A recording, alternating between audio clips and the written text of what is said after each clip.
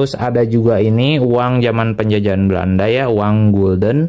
Oke, kita baru aja kedatangan paket lagi. Ini tuh kebetulan kita bukan dapat dari followers ya, tapi kita dapat dari sesama kolektor uang kuno juga. Nah, kebetulan orang yang jualan itu kemarin nawarin ke saya, harganya masuk. Nah, ini barangnya udah sampai. Mari kita unboxing.